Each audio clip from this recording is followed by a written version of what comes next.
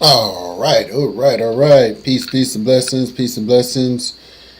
Dr. Haki Shakur Ami here, the Honorable One Asafo, the Success Scholar. Thank you for tuning in. Where are my glasses? Make sure I got my glasses. Hope you all are well. Hope you all are wonderful. As many of you know and have seen, in the state of Maryland, the reparations bill that was vetoed by Governor Westmore was passed by members of the 67 members of the Maryland Black Legislature, as well as other House Democrats, mostly House Democrats, not House and Senate Democrats, but also it was rebuffed by House and I'm sure Senate Republicans. I believe there may have been one Republican that voted with it. If Johnny Matz, if I'm not mistaken, Johnny Matz may have voted yay, and he's out in the Eastern Shore, so someone correct me if I'm wrong. But so, I do have, I kind of know some people in Annapolis a little bit, and just the other night, the day before the session, both the swearing in of the new speaker, because this veto was made because they had to have a special session. And that just means that, for those who may not know, the general session for Maryland legislators is January through April. Generally, it's like January the 8th or something, I believe, to April the 8th. It's a 90-day session. But what you have, for instance, is a special session where they generally put the vetoes on the, bring them up for, a floor vote. And so that's what happened recently. And so, obviously, I'm sure that there are many organizations that, certainly have worked towards that. Over the years, a few years ago, the Institute of the Black World, which I am a board member, an international organization, they had a conference here in the Baltimore area, and some organizations didn't participate because they were getting advice from people that have no tact. If it's not their way, it's the highway. So, with that being said, for those that missed it, and many of the so-called reparations kingpins and queenpins, they were absent without leave. They could have expanded their network substantially, like I have. But unfortunately, they want to keep the people of Baltimore small-minded and kept and held under their intellectual minimal domain. And many people have some good intellectual points, I must add. But one thing that why I'm doing this live is just to set the record straight, because let's just be clear. It was the black legislators, mostly Chair Janelle Wilkins. Shout out to Chair Janelle Wilkins, who held it down, as well as Delegate Alethea McCaskill, who sponsored the reparations bill in the House, and Senator Anthony Muse on the Senate side of this. So my idea was, why I'm doing this video, because if you don't give credit to the black officials, and yes, they are Democrat, and some Democrats actually supported this. See, what's happening is Pan-Africanists and FBA and ADOS are generally in a vacuum when it comes to operating in, like political spaces. Now, I know, for instance, Yvette Connell did some things in, on a congressional level. That's different than, state dynamics and the dynamics where you have, significant power and influence, and I don't see any FBA. I do see some posting saying, we need lineage, like now. But honestly, they were not like necessarily around at all, like in the state of Maryland, which is one of the largest black populated states outside of the Deep South. And so if you can't show up in Maryland to get anything done, then you're just not built like really for leadership on that level, because ultimately either you're going to make some connections here or you're going to relocate here to make some things happen in these political spaces. Now, with that being said, I wanted to say, because unfortunately many of the Pan-Africanists, for instance, in the Baltimore area, or the African-centered people, the conscious community, they are operating with limited knowledge about many different things, and instead of asking people, they would just rather share little partial pieces of information. And my thing is, if you're gonna, congratulate yourself for the reparations thing and not put the sister Delegate Alethea McCaskill in it, who possibly could be facing a primary challenger because of this reparations thing, then you are really just doing like a groupie disservice. You are just doing a groupie disservice, or you're trying to pull people towards you and make people think that you did this reparations thing all by yourself. And nobody gets anything done by themselves in Annapolis. Like, you work collectively, you build some consensus, you try to, there's compromise in different things, and you create like a winning scenario. This wouldn't have happened with, the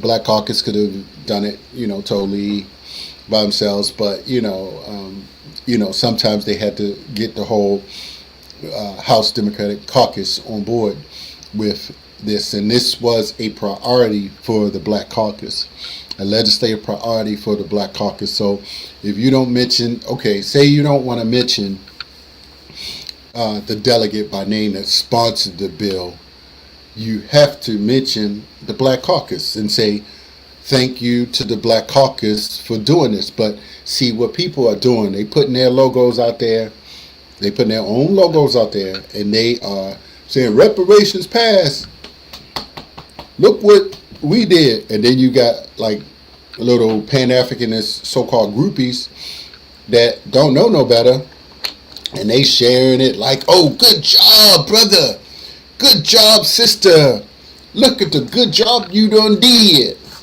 And they didn't mention not a one of the delegates. Brother Malcolm Ruff as well, I don't know if he was a co-sponsor, I thought he was, in the House side. I'm sure there may have been a few co-sponsors to this. But again, you cannot, because people could have easily compromised on this, or Sherry Janelle Wilkins could have said, that's not my priority. That's not a priority of the Black Caucus. She made it a priority, and you need to give her some credit. You need to thank her for making it a priority and sticking with it and not compromising. So when you have people out here that want to try to hijack it and claim that they did it without anybody, or like some just you going down to Annapolis with 2 or 3 people, as if that's some real power. That's not, that's not how it works. That is not how it works. So I'm just putting it out there because some of these Baltimore people that don't know no better, they sharing things and posting things and trying to, hijack it for their own perceived ego, their own perceived fame, so that they can run around the country and maybe go to Evanston and say, look what we did, look what I did, look what my group did in Maryland. And ultimately, nothing would have happened without the black legislators. So if you don't have a conversation about then you're just faking. You're just faking. So, the proper thing should have been, we appreciate the black legislators for vetoing this bill. See, but what's happening is you got some folks that, some black elected officials who they got in their mind somehow, although they Democrats, vote Democrat, been Democrat Party, forever, but they want to just be adversarial to black Democrats and black legislators. And, and I've seen it, and I just don't think that, these people, they don't, you don't have no proper analysis of power, and, you're not going to bully yourself into power in Annapolis. You're not going down there talking about you're going to take over or you're going to make people do things. And there are some scenarios where you are able to make people do things, but it ain't because of one person. You got to ascend to leadership and to build consensus amongst different segments of the population, different, black organizations, not just black organizations, the unions, even some special interests, funders, so all things, people are looking at many different scenarios. And so don't let, people that, want to hijack the reparations bill get away with it. Make them acknowledge who actually work in Annapolis, the aides, the chiefs of staffs that you work with, not like some, of course, obviously people do things with it or whatever, but none of these people, you don't have, it's only, there's some books out there. I got a couple myself. I've been to several reparations conferences. I went to DC and I went to Atlanta with many of the most prominent reparations advocates. Even went to the Permanent Forum for People of African Descent at the United Nations and the African Union. So, I'm able to listen, and obviously been to the CBC, the various congressional discussions around HR 40. And then in Baltimore, we had the State of the Black World. And some of these people, some came, some, delegate or the senator came, and some stay home, right? Because they want to, be the HNICs, right? They want people to follow them and listen to them. And, they're not getting any bigger. They're not winning any elections. And so, these people are just kind of hanging out, and they dumbing people down about different things that's going on, and keeping people intellectually unaware. And so that's why, I'll come here and people are starting to see my videos. My last one, I'm almost at 400. For the Dr. Arcana takeover video, definitely check it out.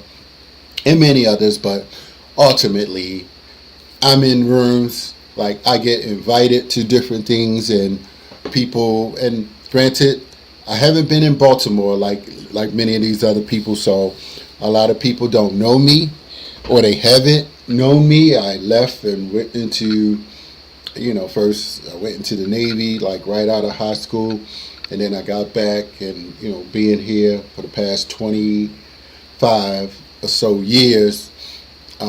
Granted, I was in Prince George's County a large percentage of the time, like maybe at least one third of that time of the past 25 years, so 7 to 8 years, I was mostly in the Prince George's County area. So I really only in the past 10 years started, doing more and more, 10 or 11, more and more things in the Baltimore area.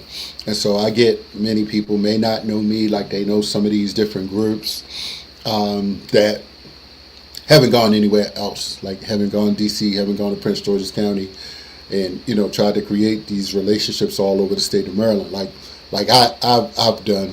And sometimes you can't build necessarily.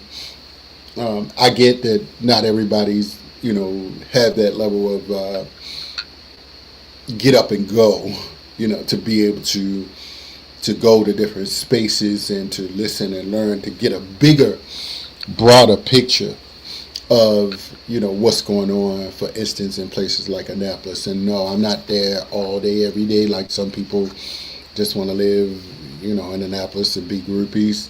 I have a life. I want a life.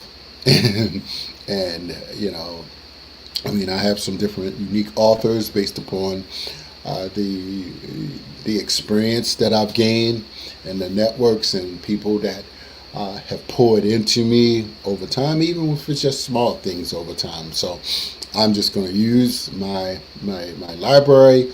I'm going to use YouTube, and I'm going to use my Rolodex to connect the dots and connect with people that aren't just clout chasing and trying to get like attention, saying that just posting themselves.